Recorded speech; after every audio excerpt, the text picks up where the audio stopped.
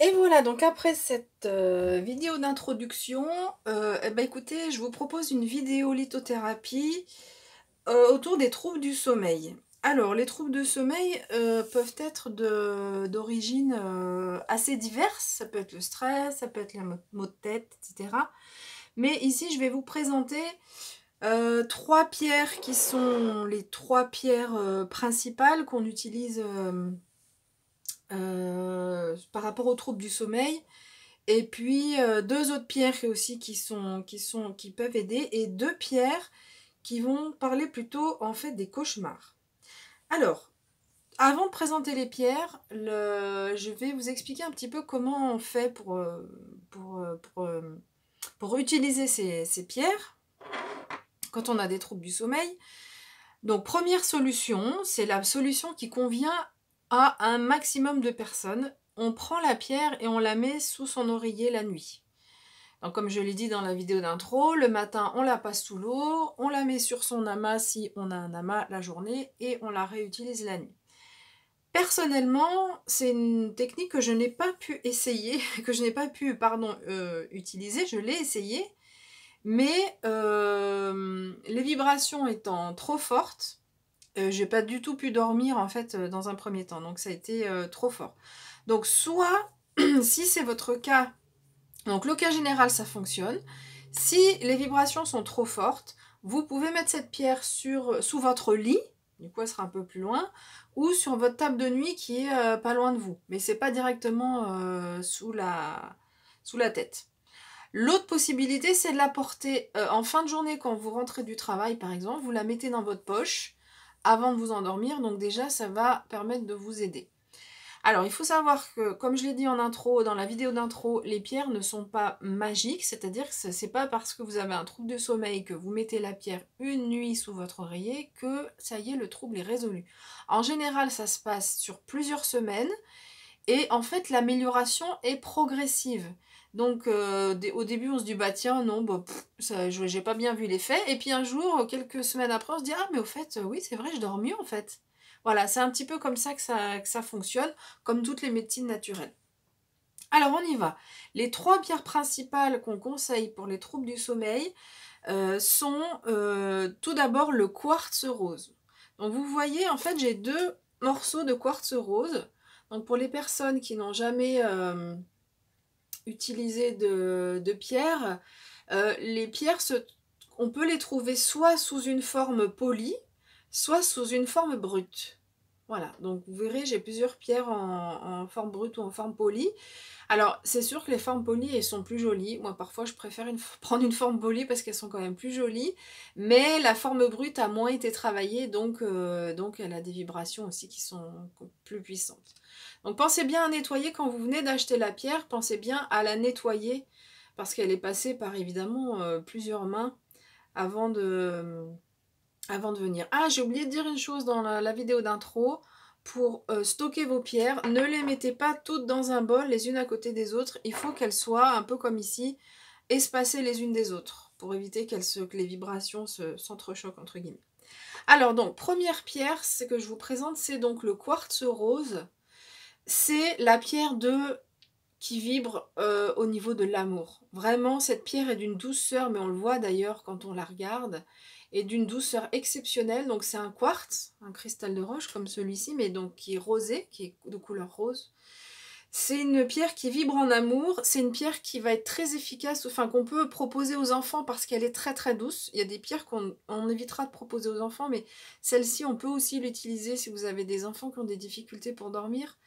Alors attention, il ne faut pas que les enfants soient trop petits pour éviter qu'ils avalent les pierres, mais du coup ça peut être sous forme de bracelet, ou que vous surveillez pendant la journée le port du bijou de la pierre. Donc c'est une pierre qui rayonne d'amour et de tendresse, et c'est pour ça qu'elle va nous aider notamment à lutter contre les insomnies. Donc ça c'est vraiment la pierre de base qu'on va conseiller sur les insomnies, c'est le quartz rose.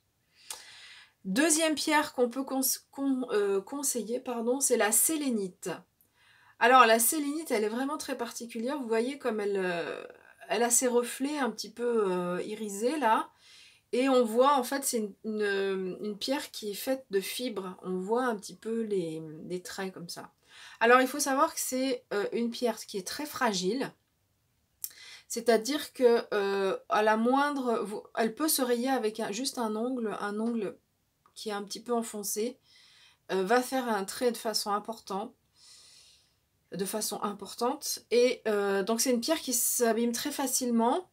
Et c'est une pierre qui ne supporte pas l'eau. Voilà, c'est la seule pierre que j'ai qui ne supporte pas l'eau. Et donc du coup, c'est pareil, on évite de la prendre trop dans la main parce qu'elle ne va pas supporter la transpiration. Donc si vous la passez sous l'eau, elle devient toute terne et donc elle perd ses propriétés. Donc celle-là, ne jamais la passer sous l'eau. Donc pour la recharger ou pour la nettoyer, on la met sur un amas toute une nuit, ça suffit. Si vous voulez donc la porter donc sous l'oreiller, vous la mettez sous l'oreiller. Si vous la portez dans une poche, on vous conseille de mettre un petit sachet en tissu autour parce que donc c'est une pierre qui s'abîme très facilement. Alors donc cette pierre, c'est une pierre qui va vraiment nous aider au niveau des insomnies.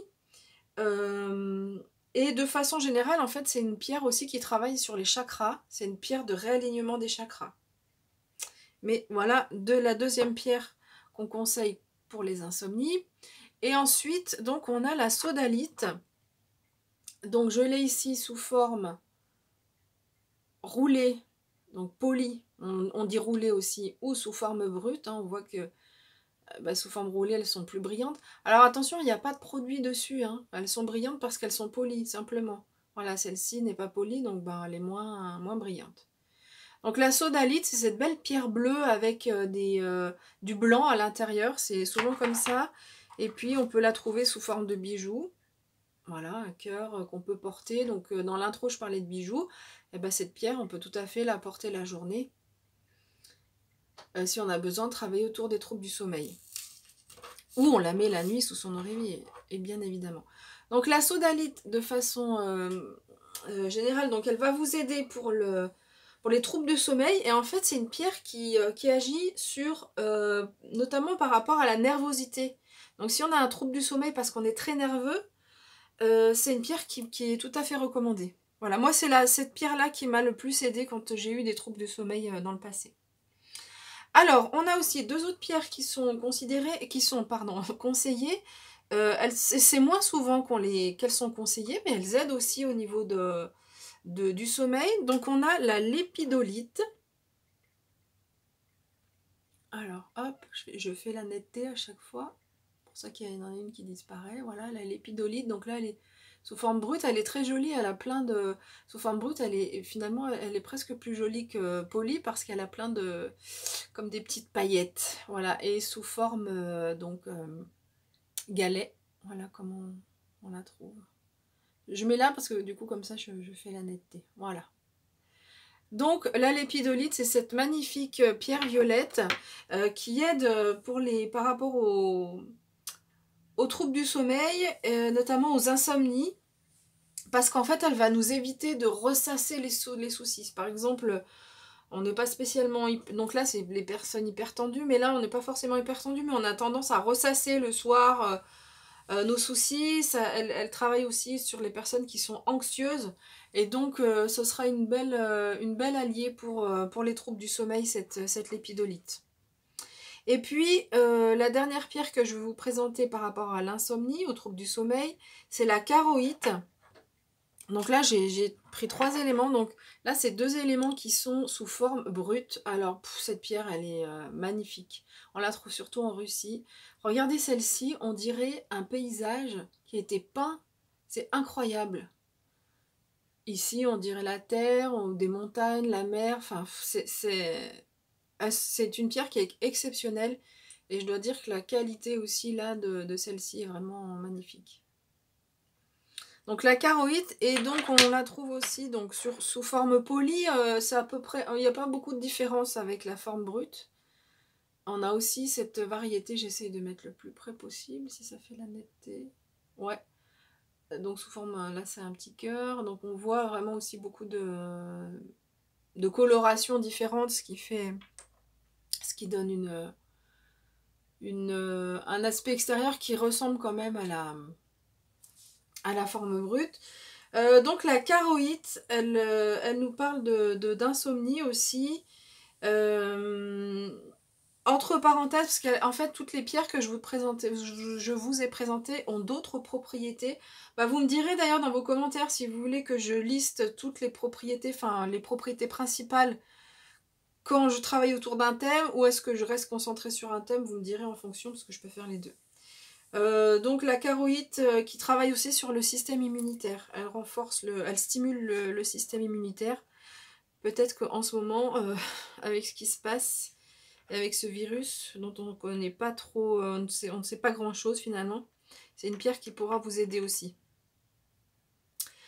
Ensuite, donc les deux pierres qui sont ici sur la gauche, ce sont des pierres qui vont être utiles pour les cauchemars.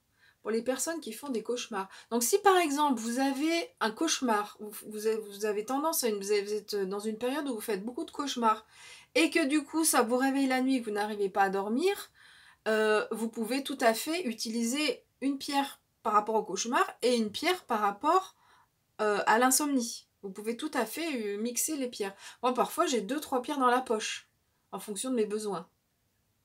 Ensuite, je les nettoie et quand je les stocke, par contre, je ne les mets pas, comme je vous l'ai dit, je ne les stocke pas les uns côté des autres. Ici, donc, la cornaline. Donc, c'est une pierre qui est rouge, mais un peu translucide. Et du coup, on a souvent des petits traits blancs comme ça sur la pierre qui peuvent apparaître. Donc elles sont vraiment, d'une pièce à l'autre, elles sont complètement différentes. On peut en trouver certaines avec beaucoup de rouge comme celle-ci, ou d'autres avec beaucoup de blanc, à l'inverse. Donc la cornaline va nous aider par rapport au cauchemar. Donc là c'est une pierre roulée, une pierre qui a été polie. Et puis donc on a l'hématite.